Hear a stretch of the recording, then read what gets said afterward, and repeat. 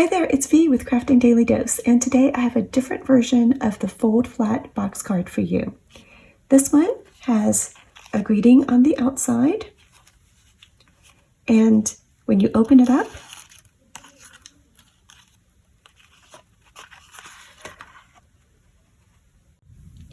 the box pops open and you've got room for surprises on the inside. Now, this is different from the other version because it uses designer series paper as the card base rather than cardstock. And because this paper is wider, it allows us to make for a bigger box, which means that you can fit a larger image on the inside. I'm excited to show you how to make it, so let's go ahead and get started. I'm going to show you the pieces that I'm using to decorate the card just so that you have an idea, but they're not going to be the focus this time. I used the Brilliant Wings dies to cut out some butterflies from the Expressions in Ink Designer series paper, and then I did the detailed cuts out of gold foil. The images that you choose shouldn't be too wide, no more than about 3 inches across, or else they're not going to fit inside the card. This is going to be for the back of the card so that I can write a message, and this is going to be a sentiment panel for the front of the card. I used the Stitch So Sweetly dies for these. This one is 2 15/16, almost 3 inches, by 4 1/16 of an inch. This one is 2 3/4 by 1 5/8. And then I have about 24 inches of the open weave ribbon in that evening evergreen color. Go ahead and choose a designer series paper that starts out as a 12 by 12 sheet. Eventually we're going to trim this down so that it's 12 inches across by 9.5 inches in height. So it's going to be wider than it is tall. In my case, I'm using the Expressions in Ink Designer series paper, and I'm choosing this pattern specifically. Here's what it looks like on the back. Now, the front doesn't really have any directionality to it. It can go either way, but the back is also going to show on the outside of the card. In my case, I want this strip of color to be horizontal, and I also want it to be centered on my card. So when I go to trim my piece off, I'm going to trim an equal amount from both the top and the bottom. But that's just particular to the design of this paper. You might be able to make a simpler cut depending on what your pattern is. I'm going to be cutting with this side of the paper face up so that I don't get disoriented and trim it the wrong way. Just so that it's clear, I want to keep it so that this represents the up and down direction.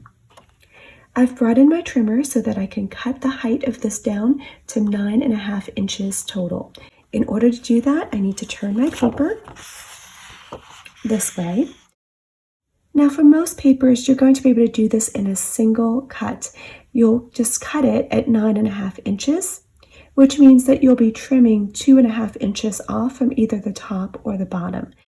But because I want this particular design to be centered, I'm going to end up cutting 1 1/4 inches off from the top as well as from the bottom. So I'm using the measurements here on the right-hand side of my trimmer. I'm putting it at 1 1/4 inches.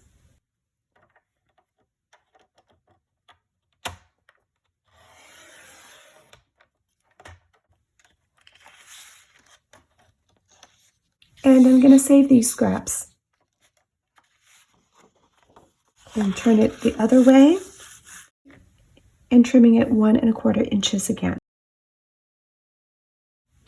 Chances are you will be able to do yours as just a single cut, but if you need to center something, this is how you would do it.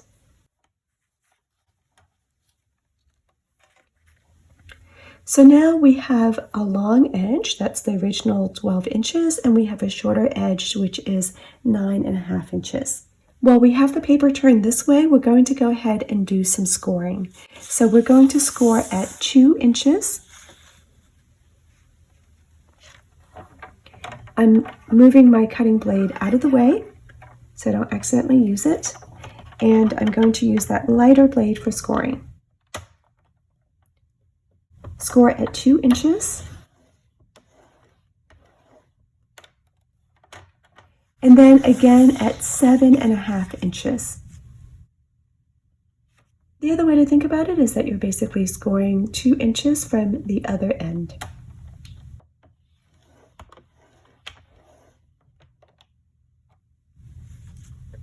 Now I'm ready to rotate my paper again, and I'm going to do another set of score lines.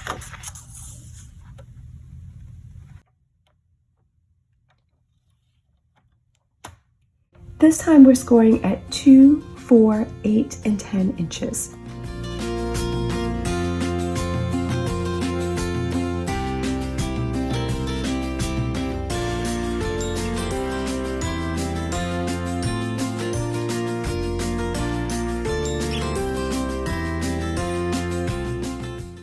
Here's one of the scraps that I had trimmed off, and I'm going to go ahead and put it with the short side along the track, and I'm going to trim it at 3/4 of an inch.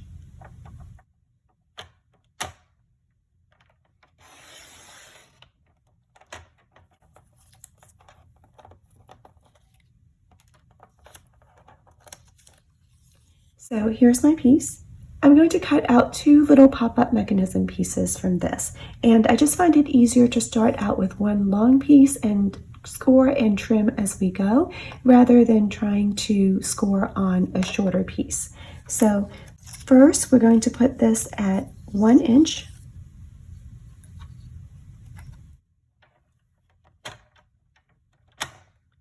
And we're scoring. Then 1.5 inches.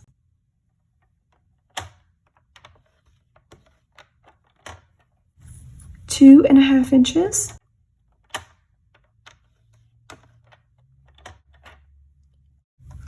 3 inches. Now put that strip at the 3.5 inch mark, and this time you're going to cut.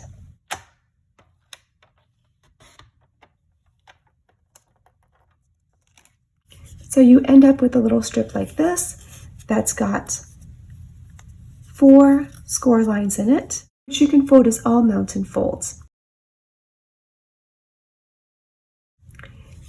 This last little section is a gluing tab, and once you glue it together, it's going to look like this. We're going to cut one more piece from the remaining strip. So we're scoring at 1 inch. We remove that cutting blade out of the way, score at 1 inch. This time it's 1 3/4. Then 2 3/4.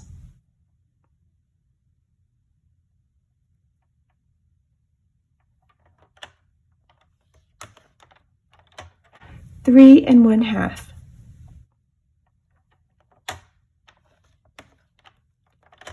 And then finally move your strip to the 4 inch position, and we're going to go ahead and cut this time.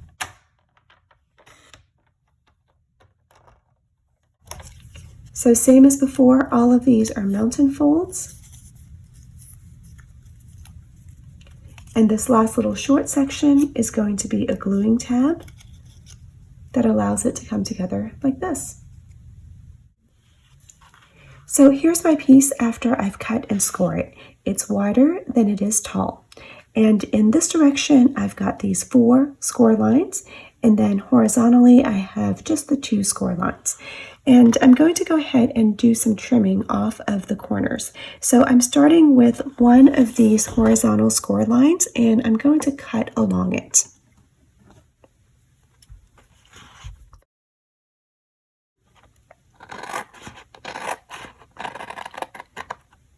As I go along, I meet up with that first vertical score line. I'm going to go past it.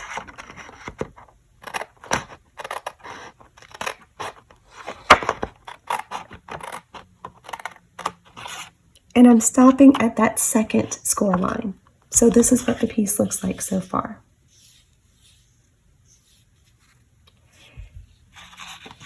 I'm now going to trim about halfway in between these 2 score lines.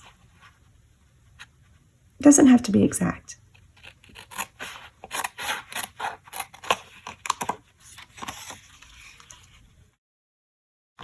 So this is what it looks like now.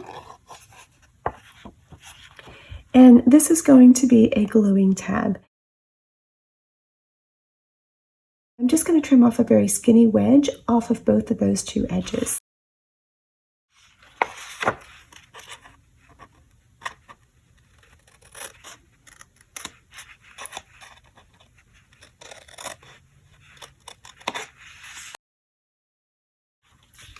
So this is what we have. And I'm just going to repeat that same process for the remaining 3 corners.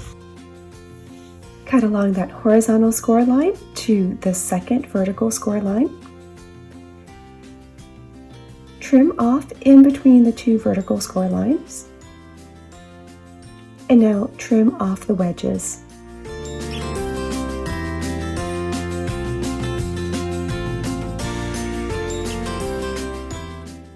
Cut along till you get to that second score line. Trim off the tab and trim off the wedges.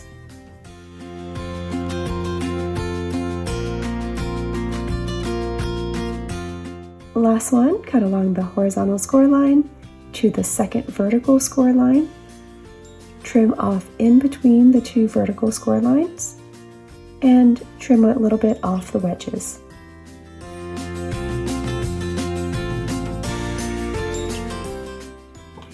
Once the piece has been cut, we'll go ahead and work on folding those score lines. So starting from one side, this first one is going to be a mountain fold. So fold that away from you. And the next one is going to be a valley fold. And you can reinforce that with your bone folder. Same on the other side. So the outer one is going to be a mountain fold. And the inner one is going to be a valley fold.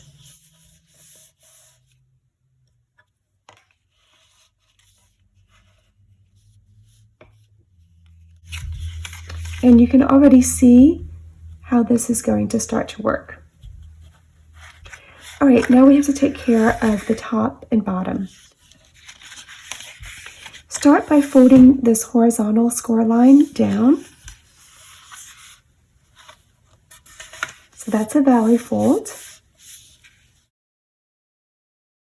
Now, if you've done the cardstock version of this fold, which I'll link to in the description box below, you'll know that at this point I would go ahead and put this back into my trimmer so that I can use the scoring blade to create some diagonal score lines here. But designer series paper is not as thick as cardstock, so we don't really need to pre-score this. We can just go ahead and fold it as we go along. So here is that vertical score line right next to the gluing tab. I'm going to fold this diagonally so that this vertical score line matches up with the horizontal one. So this is a little bit like folding a paper airplane. Then I'm going to do the other side. So this vertical score line is going to be folded up next to this horizontal one, like this.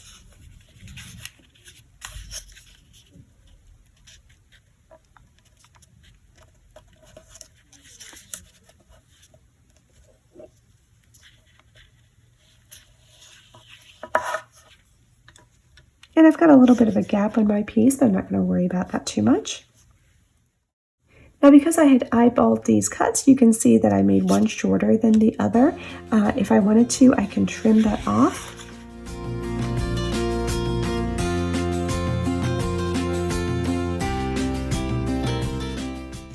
Just so it's a little bit more even, but it really doesn't matter because they're going to end up on opposite sides of the card and no one will really notice. Now, these gluing tabs are going to be valley folds, so you're going to fold them down like this.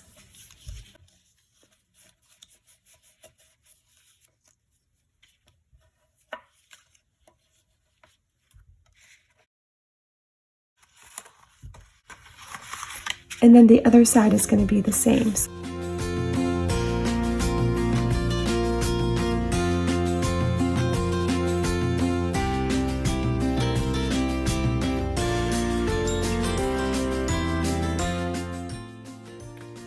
Now we're going to start putting this together as a box, and I'm going to work on one side at a time. So I'm choosing the right hand side, but it doesn't really matter which way. You want to put some adhesive on these gluing tabs. I'll use the multi-purpose glue, but tear and tape would also work here. So I want to make sure that I'm getting all the way to the crease and all the way to the edges. And I'm going to apply adhesive to both the top and the bottom tabs on whichever side that I'm choosing to do first. Now I'll go ahead and hold it down as flat as I can.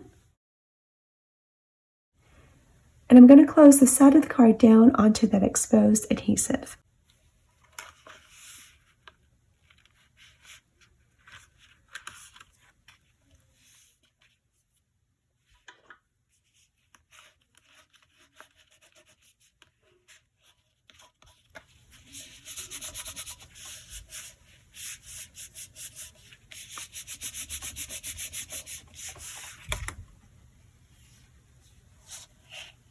When you open it up, you can see how that's going to lift up the box.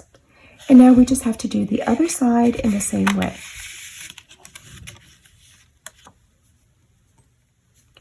So adhesive all the way to the crease, all the way to the edge.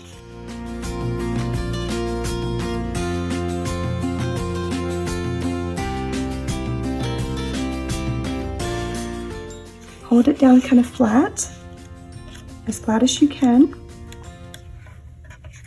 and press down the side of the card.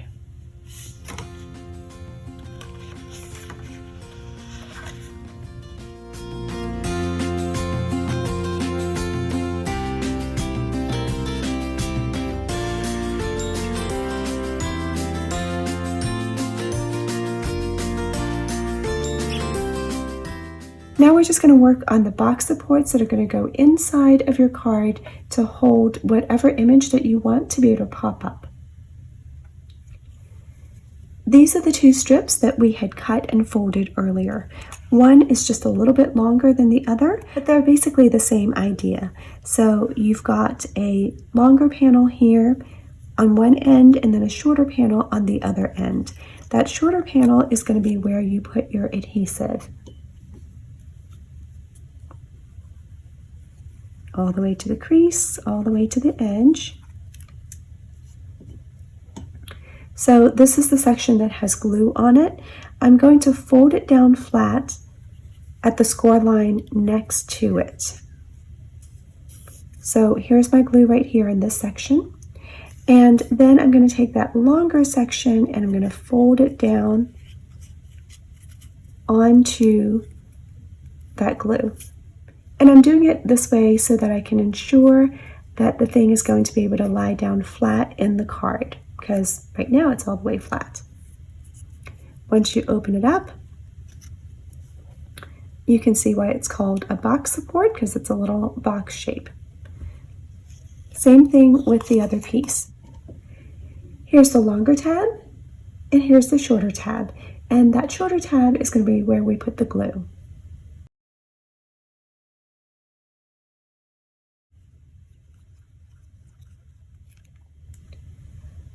So fold it down flat at the next section, so the glue is only here, and then fold down this longer section on top of it so that they meet up and it lies flat. Once you pop it back up, you have another box support. Now you'll see that the difference between them is that one is just a little bit bigger than the other. What that means is that this is going to pop up 1/4 of an inch more than this will. So you could make them the same size if you wanted to, but I think this is more interesting because then you've got something that's a little bit more in the background and then something that pops up more in the foreground. So keep that in mind when you're deciding where you want to put this in your own card and what you want to go on top of these pieces. These two box supports are going to go inside of the card. They're going to pop up when the card is opened, and so anything that sits on top of them is also going to pop up. I'm choosing to use my shorter one towards the top and my taller one towards the bottom, but you can place yours however you would like. So let's start with one of them, and I'm going to go ahead and put some adhesive along one of these longer panels. I'm choosing to do the one that does not have a seam in it. See how the opposite one does have that seam from when we glued it together? That's because once I put glue on this and I turn it upside down, the part without the seam is not seen, so it just is a little bit neater in case anybody sneaks a peek underneath there. So I'm putting it on this one.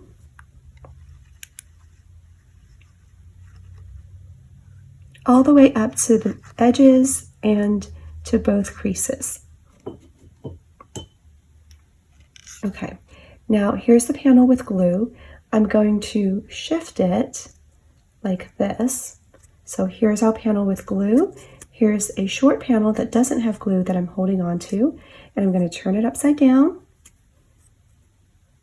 The panel with glue is on this side, and I'm going to wedge it right up next to the crease. I'm doing mine about 1.5 inches down from the top edge here. That way I know that I'm not going to run into anything.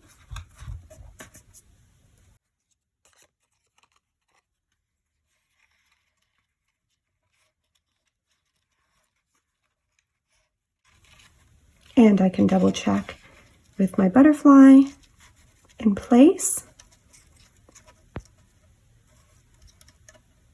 And that looks pretty good. Okay, once this is glued down, now see how there's a long panel here, and then on the left-hand side there's this short panel. I'm going to put glue on that short panel.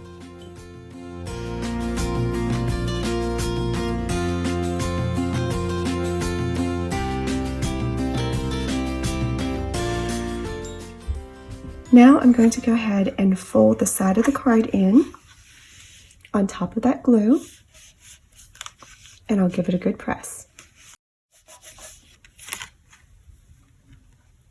Okay, when I open it up, you can see how this box opens up with it.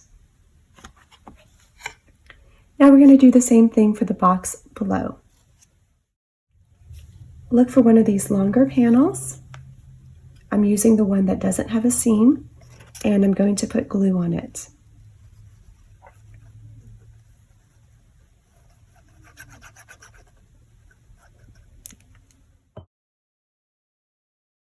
Now in my case, I have a pretty good idea of where I want these supports to go, but if you're just experimenting with your design, one thing that you can do is once you put that glue on there, instead of sticking it to the other paper right away, you might want to let it dry a little bit. So when it doesn't look so milky, it's a little bit more clear. What that does is it can act as a temporary adhesive. It'll be sticky enough for you to put inside of your card to test it out, but it's going to be able to peel away pretty cleanly so that if you need to make a readjustment, you can fix it. So that's an option for you. Just remember that if you're trying to do that, you want to give this enough time to turn partially clear.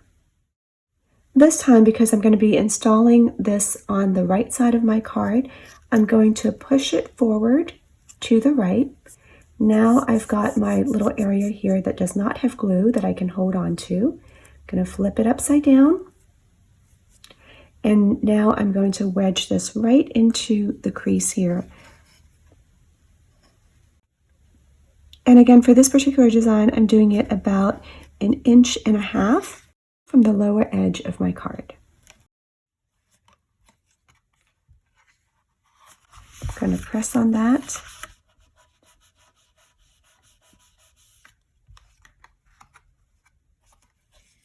And you can see how that is in there right now.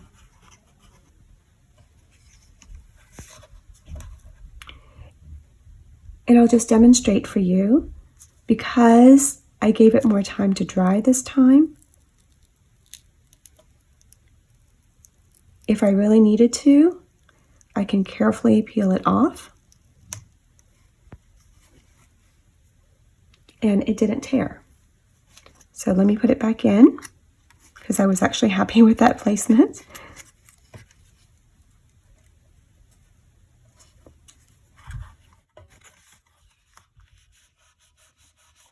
If you do need to rearrange yours and peel it off, you probably want to put a little extra glue for reinforcement. Okay, now here's that shorter panel on the right-hand side. I'm going to go ahead and put my glue on it, all the way up to the edges and to both creases.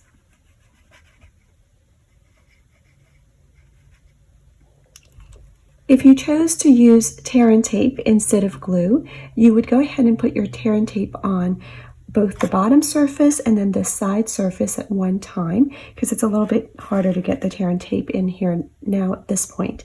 But you would only peel off the backing as you needed to as you go along. So now I've got glue on this short tab. I'm going to go ahead and fold my card in again.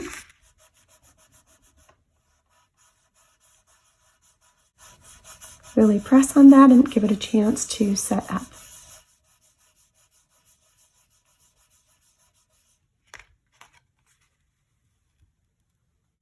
And now both supports lift up as you open it.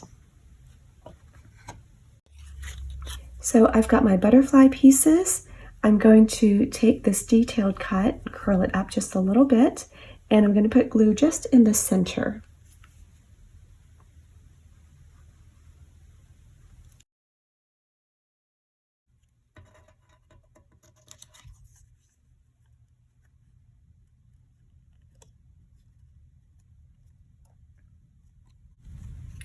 Then I'm going to decide how I want to place my butterfly. I just want to check and make sure that it doesn't get in the way of anything. So I'm testing it, and that looks like it's going to close nicely. So looks like I need to put some glue just on the tip of this wing here. So again, this is another time that you might use that strategy of letting your glue partially dry before you stick it down, just in case you need to peel it back off and try a different placement.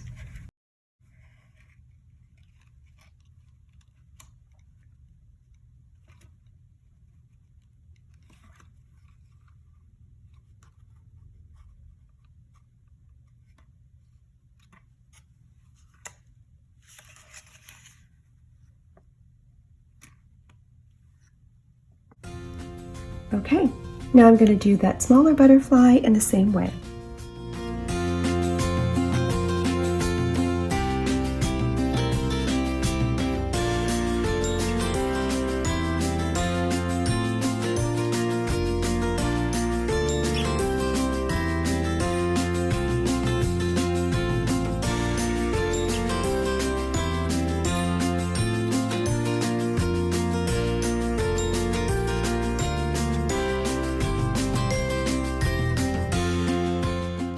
This time I'm putting glue on the support itself in the areas that I know are going to be covered by the butterfly.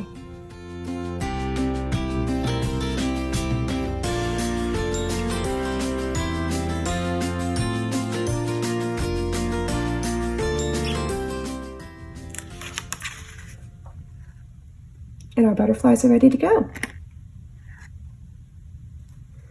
Once I know that this is working, I'm going to go ahead and turn my attention to the back. So I'm going to fold this closed.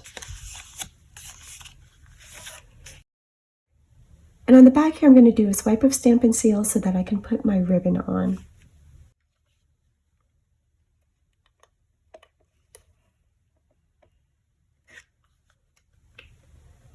I've got the center of my ribbon here, and I'm going to try to center it on the card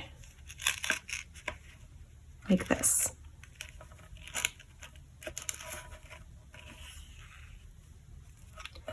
Depending on the ribbon that you're choosing, if you're using something that's a heavier weight, you might choose to do tear and tape here instead of that Stampin' Seal.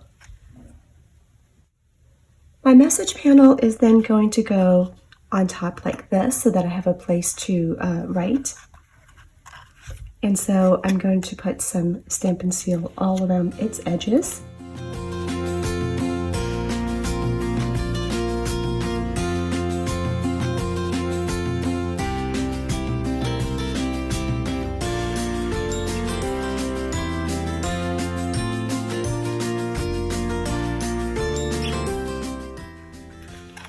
Now I'll turn it around, and what's going to happen is that you're going to tie this ribbon together, and that's going to keep your card closed.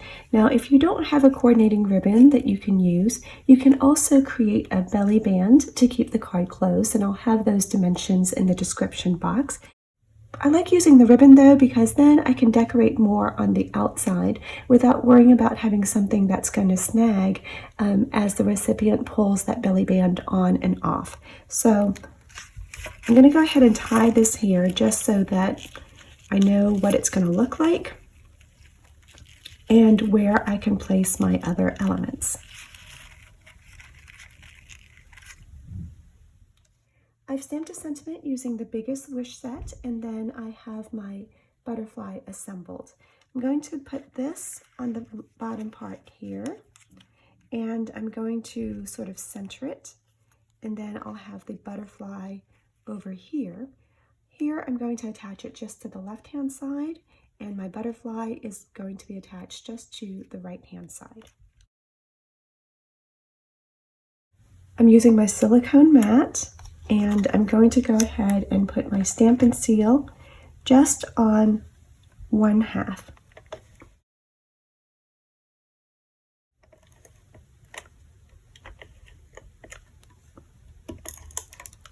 I'm using that mat just in case I have any stray adhesive.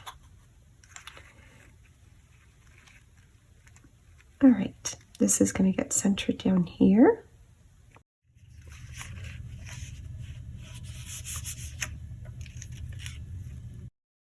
And now I'll put some adhesive on the back of my butterfly, and remember, just on that right-hand part.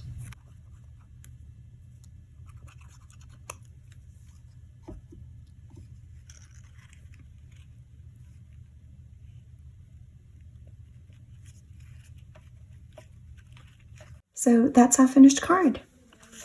It's already pretty on the outside, and then it's a nice surprise when you open up the inside. I hope that you've enjoyed this dose of creativity and that you'll have a chance to try it out for yourself. I look forward to seeing you the next time, and until then, have a great day.